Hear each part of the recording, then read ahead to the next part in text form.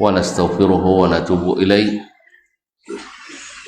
ونعوذ بالله من شرور أنفسنا وسيئات أعمالنا من يهده الله فلا مضل له ومن يضلل فلا هادي له أشهد أن لا إله إلا الله وحده لا شريك له وأشهد أن محمدا عبده ورسوله لا نبي ولا رسول بعده يا أيها الذين آمنوا اتقوا الله حق تقاته ولا تموتن إلا وأنتم مسلمون يا أيها الناس اتقوا ربكم الذي خلقكم من نفس واحدة وخلق منها زوجها وبث منهما رجالا كثيرا ونساء واتقوا الله الذي تساءلون به والأرحام إن الله كان عليكم رقيبا يا أيها الذين آمنوا اتقوا الله وقولوا قولا سديدا يصلح لكم أعمالكم ويغفر لكم ذنوبكم ومن يطع الله ورسوله فقد فاز فوزا عظيما أما بعد فإن أصدق الحديث كتاب الله وخير الحدي حدي محمد صلى الله عليه وسلم وشر الأمور محدثاتها وكل محدثة بدعة وكل بدعة ضلالة. Kaum muslimin, kaum muslimat, al-hadirin wal hadirat, wal musyahidin wal musyahidat, bapak dan ibu-ibu, saudara-saudari yang saya muliakan, yang saya hormati, yang saya cintai, yang besar tak dipanggil gelar, yang tak bergelar tak sebut nama. Alhamdulillah, pada kesempatan ini kita masih diberi Allah nikmat bersama, mudah-mudahan dalam ketaatan, dalam meningkatkan iman dan takwa. Oleh itu patut kita bersyukur, mudah-mudahan nikmat ini senantiasa menemani sampai akhir hayat kita nanti. Kaum muslimin, kaum muslimat yang dirahmati Allah Subhanahu wa taala, mudah-mudahan salawat dan salam senantiasa pula kita ucapkan untuk Nabi besar junjungan alam Nabi Muhammad sallallahu alaihi wasallam. Mudah-mudahan salawat dan salam kita berbuah syafaat dari Nabi kita pada hari kiamat nanti. Amin. Ma'asyiral kiram, melanjutkan pelajaran dalam kitab Riyadhus Shalihin min kalam Sayyidil Mursalin al-Imam Abi Zakaria Yahya ibn Sharaf An-Nawawi rahmatullahi alaih, masih dalam babul amri bil ma'ruf wan nahyi 'anil munkar, bab tentang perintah melakukan amar ma'ruf dan nahi munkar. Dia merupakan pilar utama tegaknya agama. Melakukannya adalah keselamatan bersama dan meninggalkannya adalah fitnah dan hancur bersama. Masuk hadis yang kelima dari kitab atau bab ini, qala rahimahullah al-khamis, yakni al-hadithu al-khamis, hadis yang kelima, an ummil mu'minin, dari ummul mu'minin Hindun atau Hindin binti Abi Umayyah, Ummu Salamah, namanya Hindun bintu Abi Umayyah. Abi Umayyah namanya Huzaifah. An ummil mu'minin Ummi Salamah Hindin binti Abi Umayyah Huzaifah radhiyallahu anha an Nabi sallallahu alaihi wasallam, dari Nabi sallallahu alaihi wasallam annahu qala, bahwa dia berkata, innahu yusta'malu alaikum umara, nanti sesungguhnya nanti akan dipekerjakan para umara, para amir, para pemimpin untuk mengurus urusan kalian. Fata'rifuna wa tunkirun, fata'rifuna wa tunkirun. Di antara yang mereka lakukan ada yang kalian kenali sebagai sesuatu yang ma'ruf, dan ada pula yang sesuatu yang kalian ingkari sebagai yang mungkar. Artinya mereka melakukan perbuatan-perbuatan yang ada yang ma'ruf dan ada yang mungkar. Yang ma'ruf misalnya seperti yang disebutkan oleh hadis, mereka masih mendirikan salat, masih berpuasa dan menegakkan syiar-syiar agama. Dan ada pula yang mungkar yang mereka lakukan. Jadi fata'rifuna wa tunkirun, ada yang kalian kenali sebagai yang ma'ruf, dan ada pula yang di antara yang mereka lakukan adalah sesuatu yang mungkar. Faman kariha faqad bari, siapa yang membenci,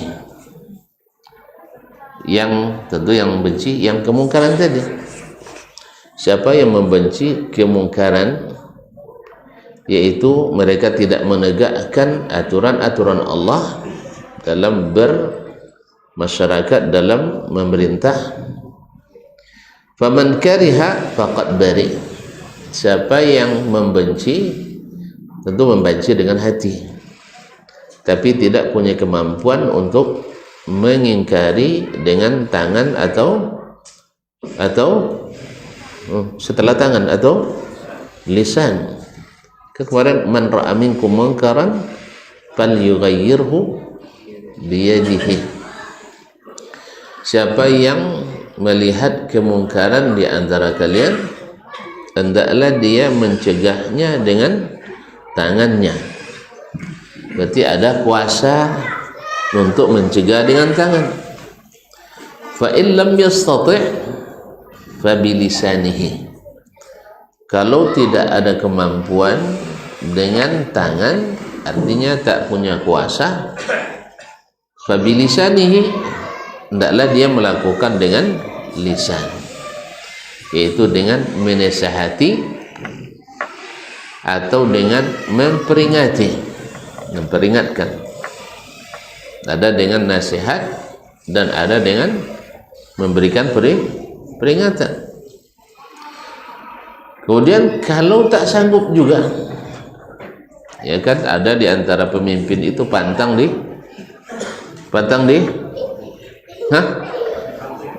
ditegur, pantang dinasihati. Anda usah payah-payah dulu, kadang jangankan pemimpin, bini aja kadang dah boleh nasihati gitu kan. Kalau kau nasihati lebih mabu dah kan. Ada?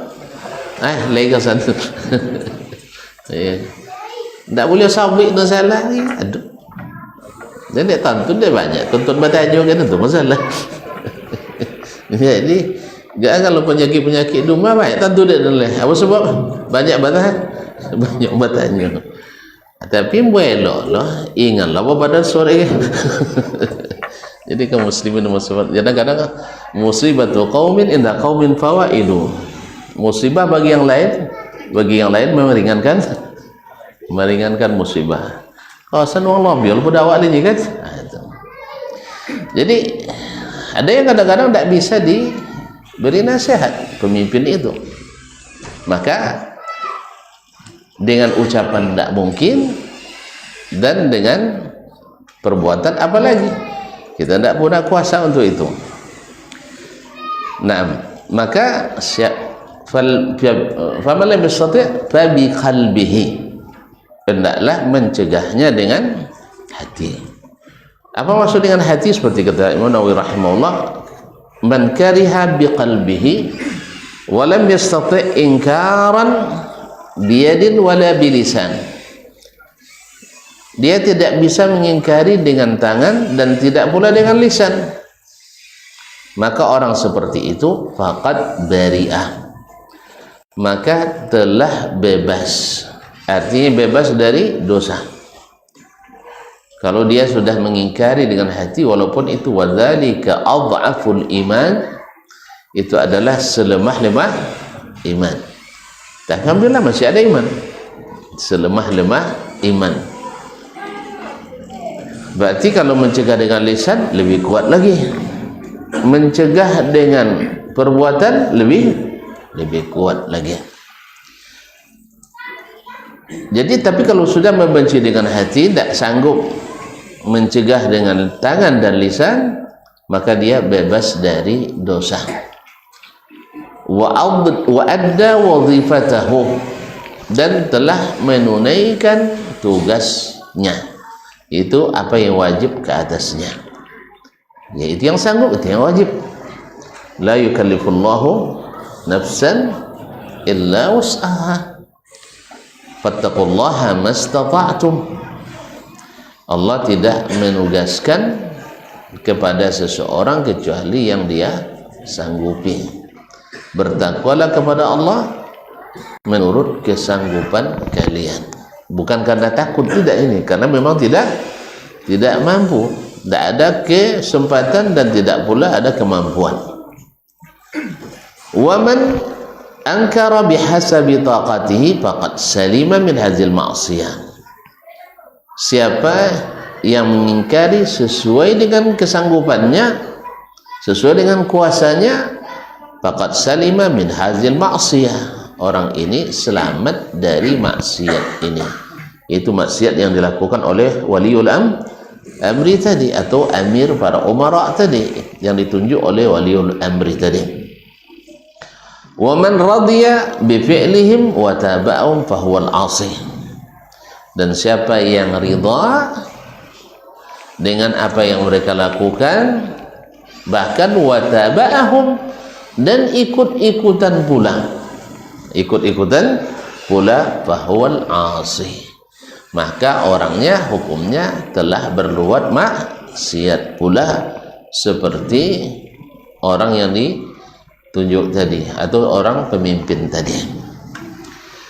Jadi berkata Nabi SAW, wa man ankara faqad salim. Siapa yang mengingkari maka dia selamat. Kalau tadi membenci dengan hati kan sah, itu bebas dari dosa.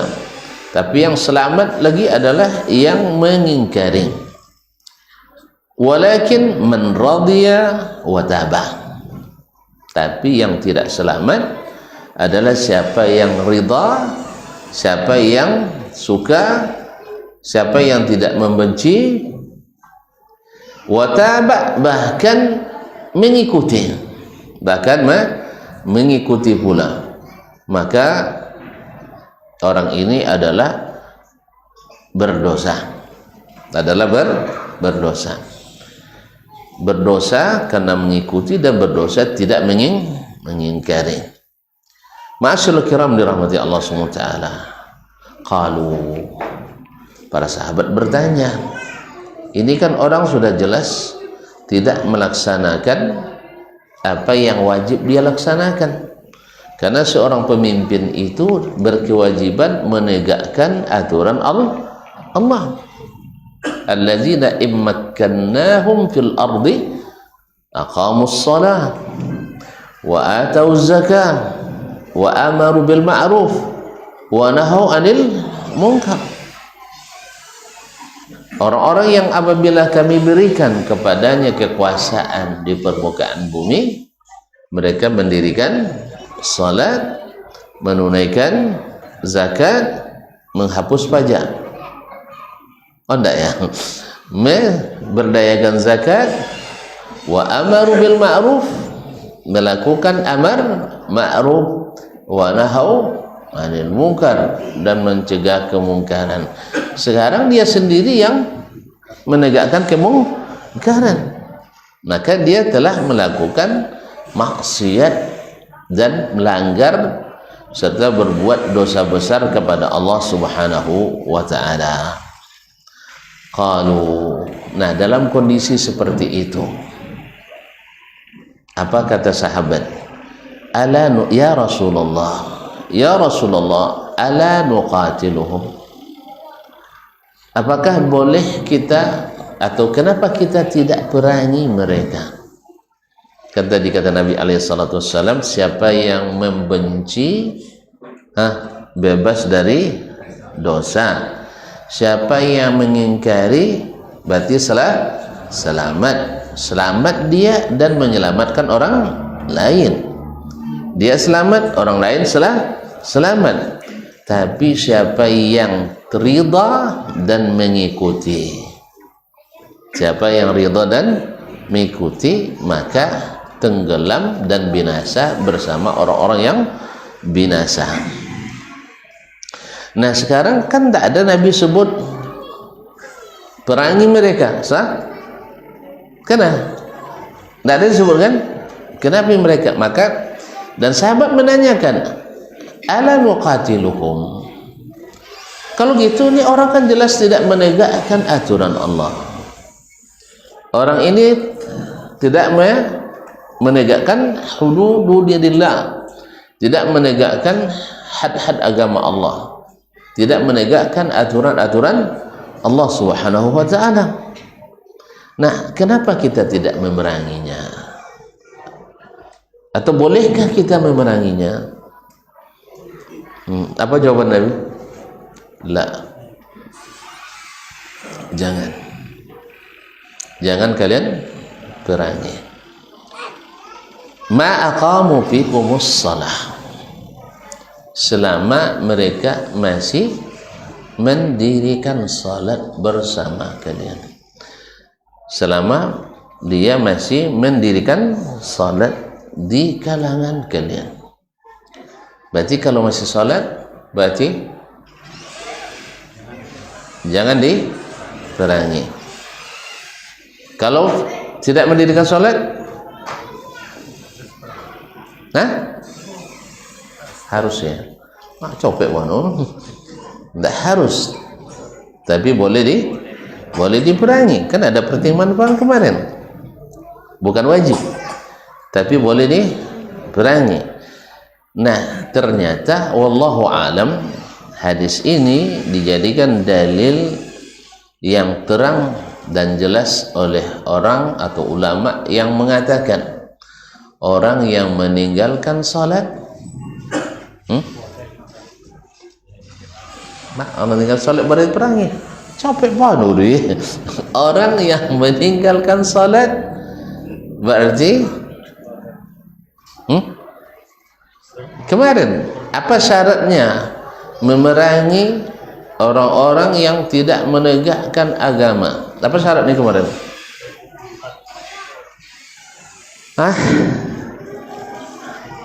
Pelajaran tuh tahun lalu, dua pekan yang lalu. Apa syaratnya boleh menjatuhkan orang yang memimpin dan diganti? Apa syaratnya kemarin?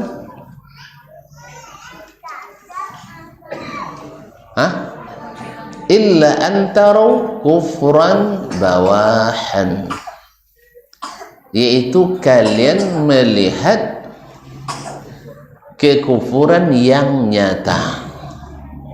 Kekufuran yang nyata. Apa makna nyata? Tidak ada khilafnya.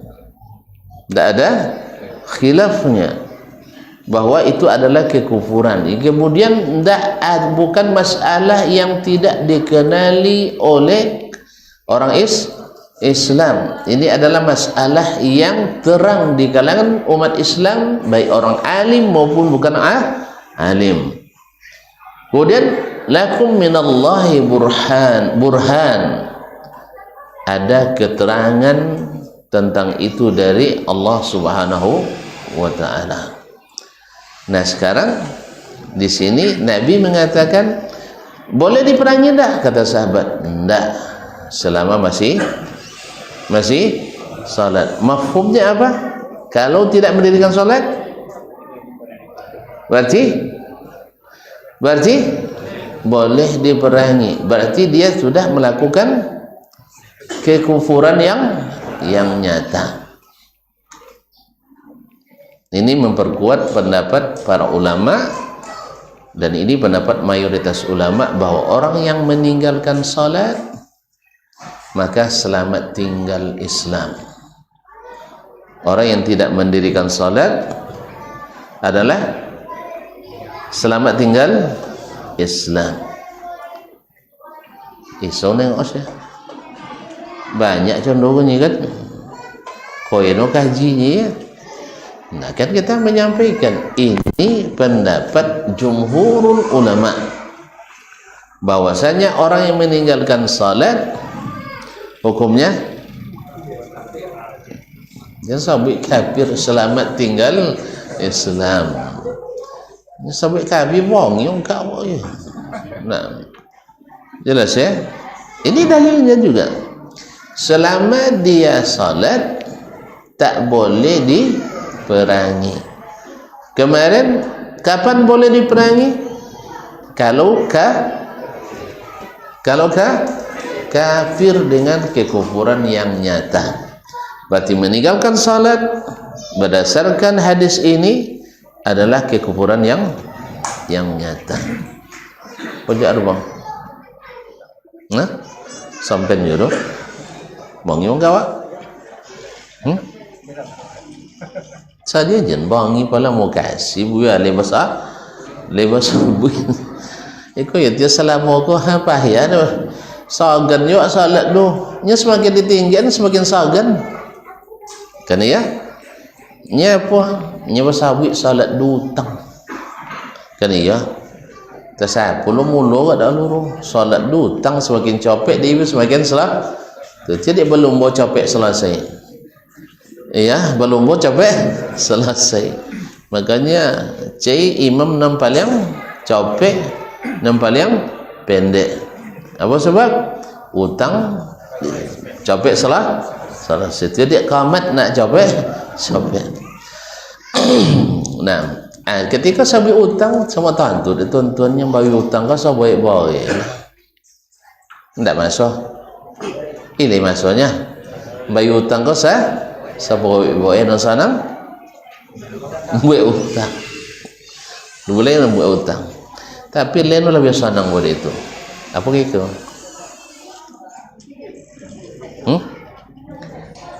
Lain lebih senang pada buat utang. Apa gitu? Bersedekah.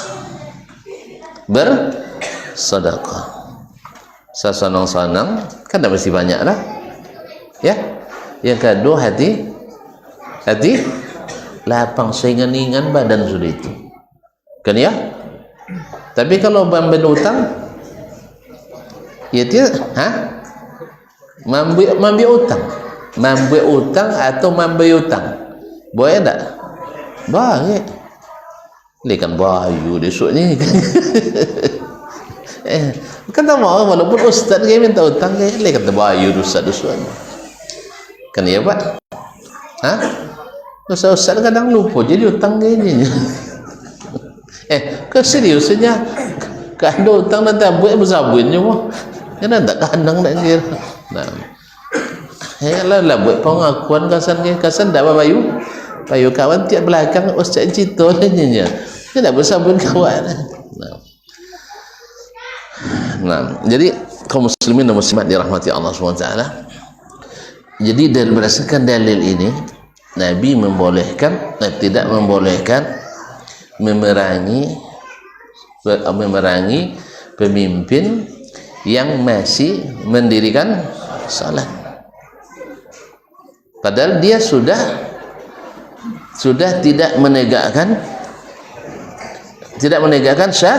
syariat. Tapi jangan diperangi selama masih salat.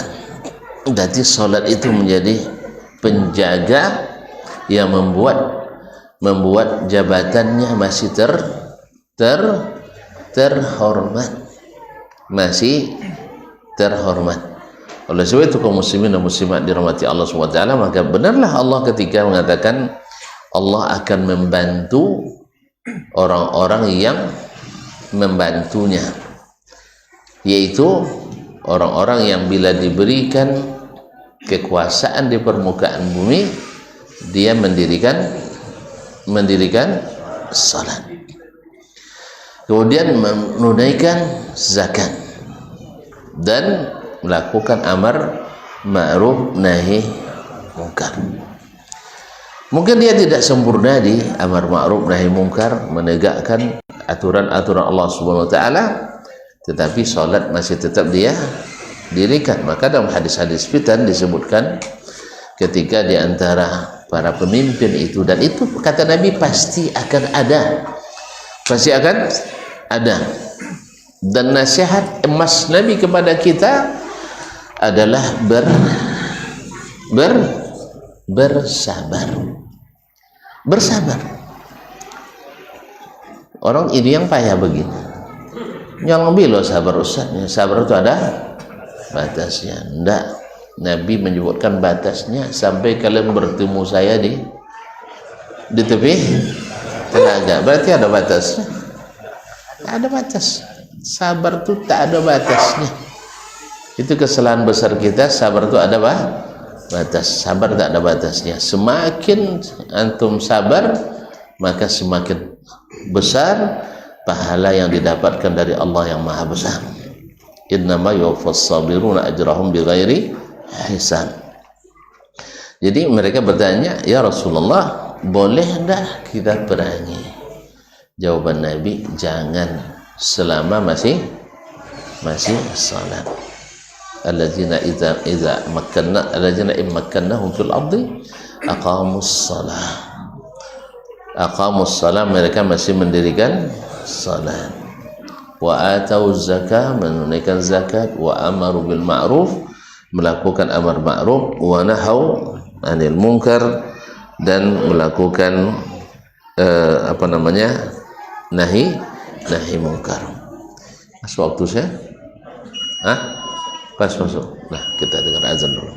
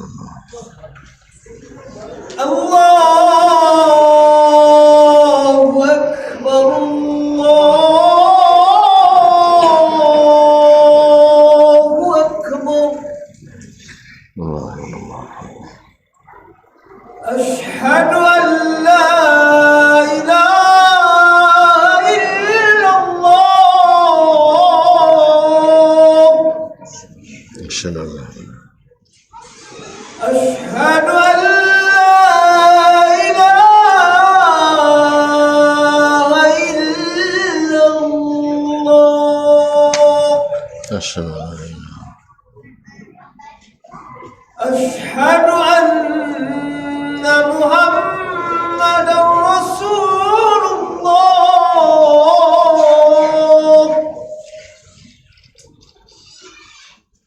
أشهد أن محمدا رسول الله حي على الصلاة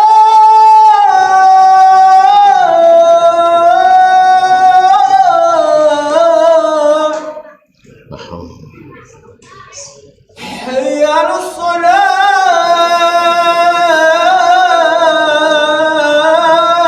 الصلاة لا حول حي على الفلاح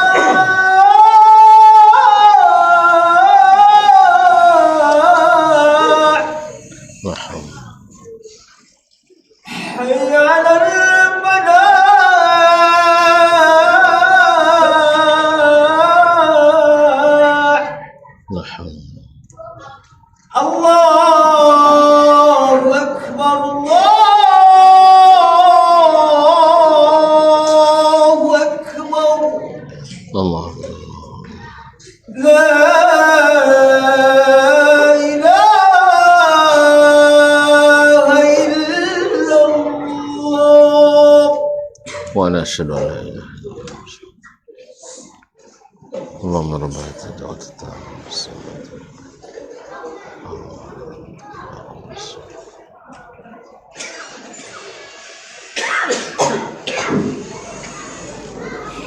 Taib. Ma'asyal kiram, hadis ini mengandung banyak pelajaran. Pertama, bahwasanya ujian kita akan datang dari berbagai pihak, termasuk adalah dari para penguasa, para umara, para amir, para perwakilan dari pemerintah di pusat. Ya, dalam hal ini adalah khalifah.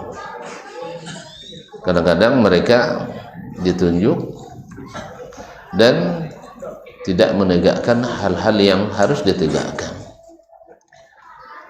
Dan kadang-kadang ada pula di antara umara itu yang menegakkan syariat, tapi ada pula tukang fitnahnya, seperti Sa'id ibn Amr al-Jumahi di masa Umar bin Khattab radhiyallahu anhu. Dia itu adalah seorang yang pemerintah atau gubernur yang sangat patuh, sangat zuhud, tapi ada juga yang memfitnahnya, mengadukannya kepada Umar bin Khattab radhiyallahu taala. Di antara yang dilaporkan adalah dia sehari dalam sepekan tidak memberikan pelayanan. Akhirnya dipanggil oleh Umar bin Khattab radhiyallahu anhu ke Madinah, lalu diinvestigasi oleh Umar. Ternyata semua itu adalah fitnah. Dan adapun yang benar di antara aduan itu hanyalah bahwa beliau sekali sepekan tidak memberikan pelayanan ke masyarakat. Si itu tuh buat aduan. Langsung sahinya libur. Alasan tak boleh libur sahi sana. Awak kini le 2 hari libur le ya. Gubernur 2 hari libur kan. Nah, bupati sama juga. Atau libur siapa nyampekan. Tidak bisa ditemui. Nah, tidak hanya sih sekali sepekan. Ternyata setelah ditanya oleh Umar, rupanya dia hanya punya baju satu helai saja atau satu pasang.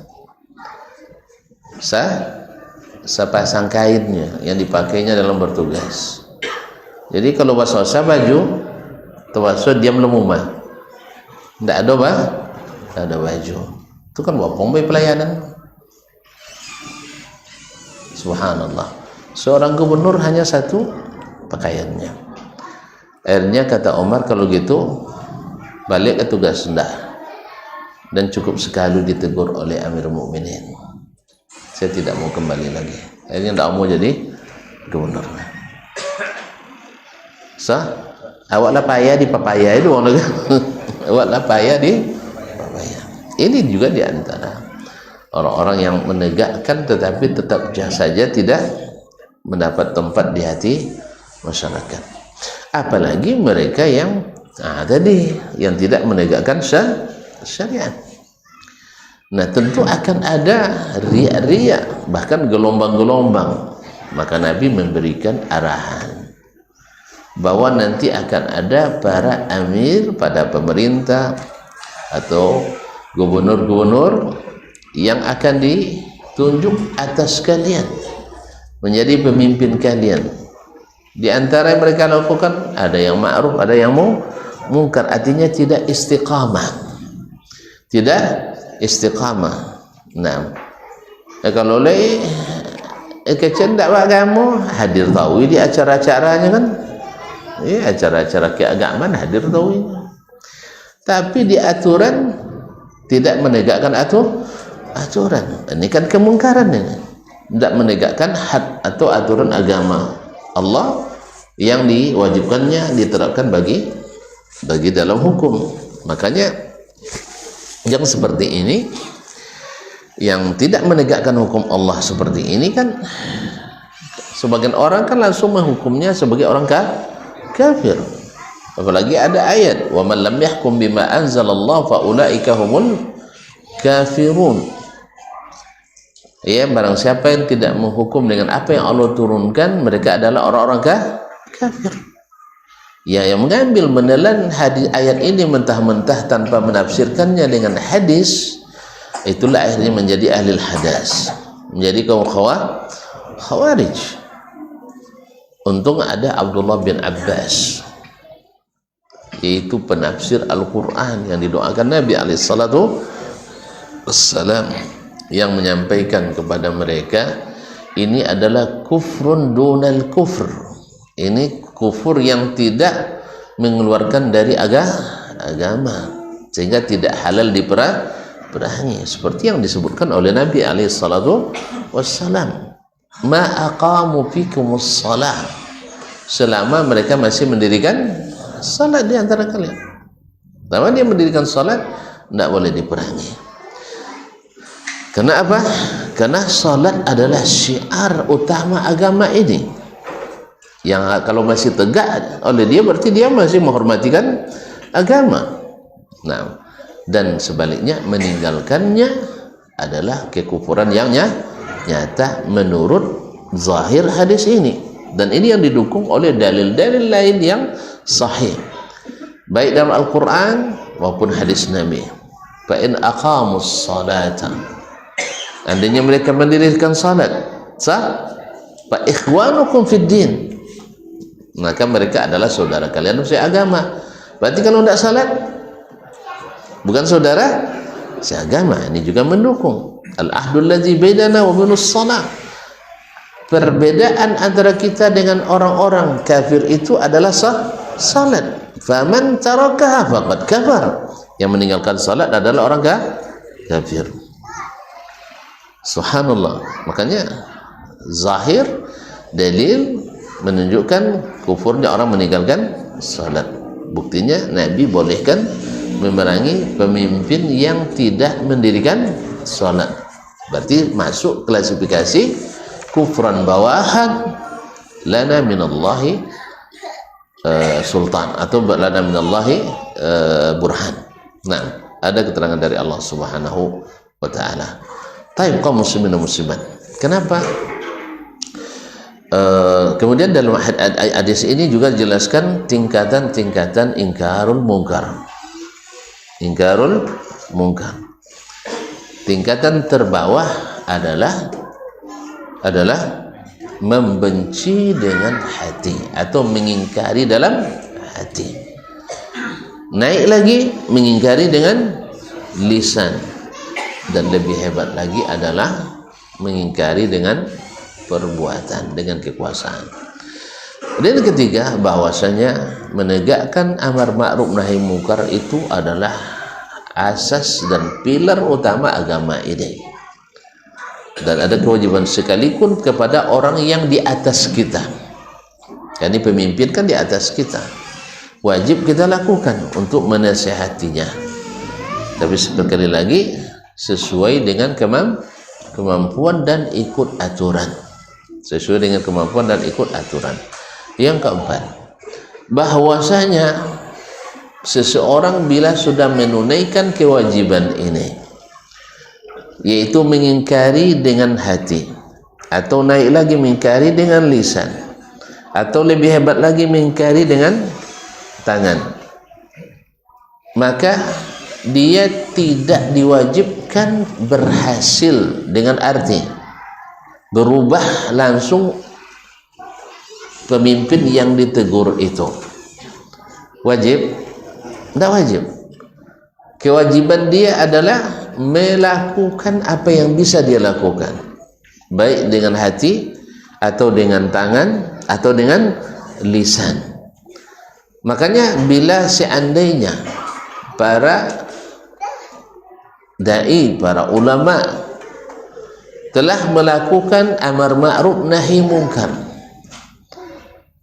baik diketahui oleh masyarakat atau tidak diketahui oleh masyarakat, maka tidak sah kalau kita membebankan itu pada para ulama. Seperti yang terjadi hari ini, itulah kojo ulama lolok ajinya punya batang semat cik-cik tu misalnya kan, ya memang bercerita itu sudah lumayan itu bercerita desa kira kan. Nah, mengingkari dengan lisan itu sudah tinggi. Nah, kalau tidak berubah, siapa yang salah? Menurut hadis, siapa yang salah? Nanda Abu baru, nanda tukang menyabui lah. Kan ya? Kan ya rohnya. Nah, contoh awak je misalnya, la babin ni mendidik anak, mendidik bini, hanya pantang dia jom. Iya bang, pantang dia jom. Kalau demikian berdosa juga lah. Kan ada dosa juga lah. Nah, kecuali kita yang menyia-nyiakan itu. Ya, jak kene ndak baik jauh sudah itu lagu adang je berjajan, kena kan amur. Kita sudah lakukan. Makanya Allah tidak menyalahkan Nabi Nuh alaihissalam ketika anak dan istrinya tidak masuk Islam. Allah tidak menyalahkan Nabi Lut alaihissalam ketika bininya bersekongkol dengan kaum Sodom. Nah, orang-orang yang berbuat liwat. Kenapa? Karena dia sudah menghabiskan hematnya, sudah melakukan segala kemampuannya untuk mendakwahi anak dan istrinya serta keluarga. Allah tidak mencela Sayyiduna Muhammad sallallahu alaihi wasallam ketika pamannya Abu Lahab. Coba lihat, turun surat mencerca melaknat Abu Lahab, ada terbawa Nabi? Enggak. Karena justru ketika Abu Talib tidak masuk Islam, innaka la tahdi man ahbabta walakin Allah yahdi man yasha. Nabi Nuh ketika dia wanada Nuh menyeru Rabbnya, innabni min ahli, anakku termasuk keluargaku, wa wa'dukal haq, wa janjimu adalah janji yang benar. Allah hanya menegur Nuh bukan karena anaknya kafir, bukan, tapi menegur Nuh kenapa menuntut sesuatu yang dia tidak berilmu tentangnya. Fala tukhattibni fil ladzina kafaru, jangan kau berdebat lagi dengan saya karena orang-orang kafir itu. Innahu laysa min ahlik, innahu amalun ghairu salih.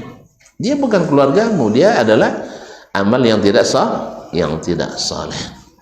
Oleh itu kaum muslimin dan muslimat, tidak ada kewajiban atas seorang dai, atas seorang ulama merubah keadaan, tapi kewajiban mereka adalah melakukan pencegahan, memberikan nasihat, menyampaikan dakwah. Oleh sebab itu jangan disalahkan, dulu masih hidup Buya itu tidak terjadi contoh kininya. Kan dia kan macam itu kadang.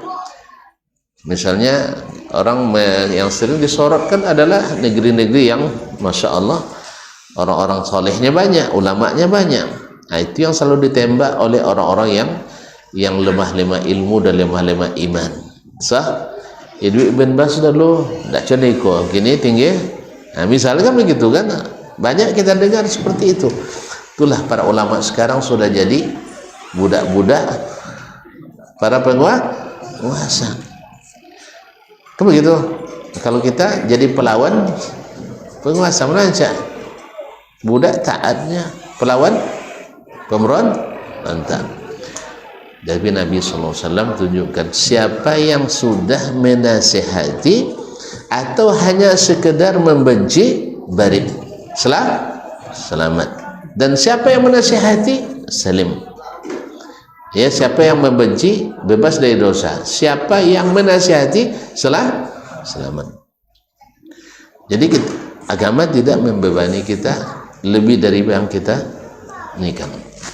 Jadi tidak ada syarat bahwa harus sampai berubah. Tapi yang wajib adalah melakukan apa yang bisa. Maka kalau kita diberikan Allah kedekatan dengan orang pengambil keputusan dan kebijakan, maka kita wajib menyampaikan. Itu pun kalau seandainya tidak ditakutkan akan menimbulkan hal yang lebih besar, maka berlaku maratib ingkarul munkar seperti yang telah dijelaskan oleh para ulama kita. Kemudian yang kelima, kenapa tidak boleh memerangi penguasa yang masih muslim? Kenapa tidak boleh? Karena mudaratnya nyata, manfaatnya belum nyata. Karena dia orang Islam, tentu akan dibela oleh orang Islam juga. Akhirnya berperang orang Islam dengan orang Islam. Coba lah perangi nanti orang yang masih mendirikan salat. Pasti semua umat tak akan bersatu, sah? Pasti tak akan bersatu. Kenapa? Dia Muslim. Yang memerangi orang Muslim adalah kekufuran. Akhirnya kita yang dituduh kafir nanti, sah? Yang memerangi justru dikafirkan. Sibabul muslimi fusuq, mencela orang Islam fasik, sah? Wa qitaluhu kufrun, memerangi adalah kekufuran. Makanya mudaratnya nyata, manfaatnya belum pasti, sah? Karena yang dia pemimpin itu selalu merasa lebih tinggi, sahih? Kalau orang merasa lebih tinggi, dan memang mereka lebih tinggi mereka punya perangkat, punya kuasa, punya tentara, punya polisi, jelas penguasa kan? Bukankah penguasa itu panglima tertinggi angkatan bersenjata, sahih? Terus kita perangi dia, ditambah lagi dia masih sah Muslim. Oleh sebab itu maka memberontak kepada pemerintah yang Muslim adalah dilarang tanpa khilaf. Dilarang tanpa khilaf. Dan antara para ulama, wajib untuk ditaati pada masalah yang dia tidak maksiat di dalamnya. Tapi kalau disuruh kita berbuat maksiat, maka wajib untuk tidak taat kepadanya. Jelas ya? Oleh sebab itu Nabi melarang kita untuk memerangi para pemimpin yang ini. Karena apa? Karena justru akan merusak dan justru akan mencelakakan masyarakat. Kita lihat sendiri negeri-negeri yang seperti Sudan, seperti Lebanon, seperti Yaman, dan seperti Libya. Kemudian Suriah kemarin berapa lama itu? Ya, mudah-mudahan Allah jaga kesatuan dan persatuan umat Islam di bawah pemerintah mereka. Dan kita berikan doakan pula mudah-mudahan para pemimpin tersebut Allah berikan taufik untuk menjalankan apa yang harus mereka jalankan dari agama Allah dalam pemerintahan mereka.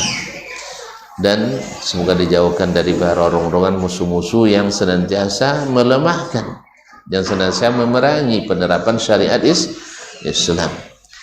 Dan semoga Allah menjaga Biladul Haramain Syarifain daripada kebencian orang-orang yang membenci, dan dijauhkan mereka dari fitnah-fitnah. Dan semoga Allah berikan mereka ulama-ulama yang istiqamah dengan Al-Quran dan Sunnah Nabi SAW.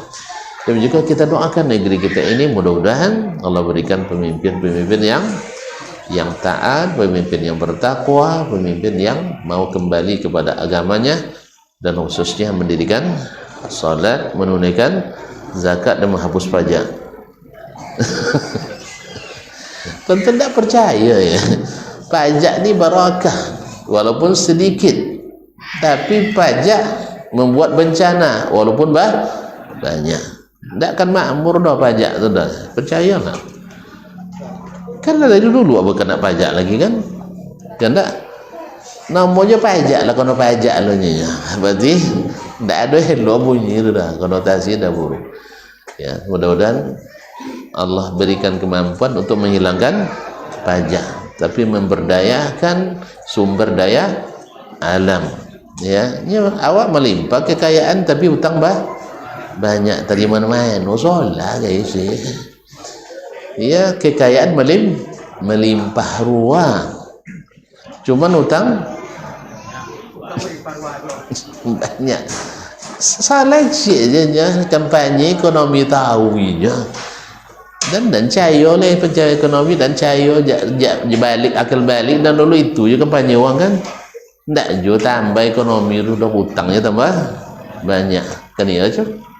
Makanya kalau gini kalau ada memimpin siapa yang memilih saya maka masjid-masjid akan saya asalkan saya ramaikan sah atau oleh amon kan ya. Kalau ekonomi dan cayawan oleh inyo kan kayu tidak uang. Nah, kan ya inyonya. Nah, Allah musta'an. Ya, doa ya. Tu hak den cayo tak cayo tuan-tuan cayo silakan tak ada mampu uang kau. Dan dia aja nya. Ya bosong. Yang tak itu Allah Taala dah. Kan itu salah dah. Kata di ayatnya, siapa yang kami beri kekuasaan di atas permukaan bumi mendirikan salat, menunaikan zakat, kemudian amar ma'ruf nahi mungkar. Selesai itu. Ekonomi itu ikut ajirnya. Yang paling sana urus ekonomi itu.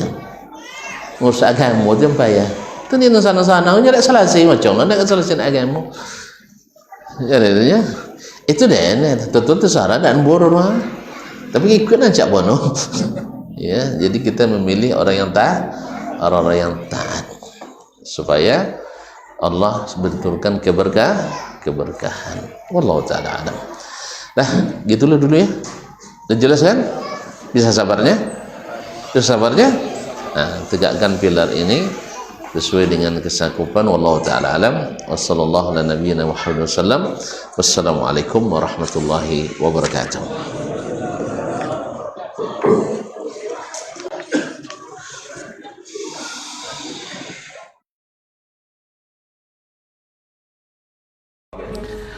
Bismillahirrahmanirrahim. Assalamualaikum warahmatullahi wabarakatuh. Alhamdulillah, kita sedang berada di Dimsha Travel.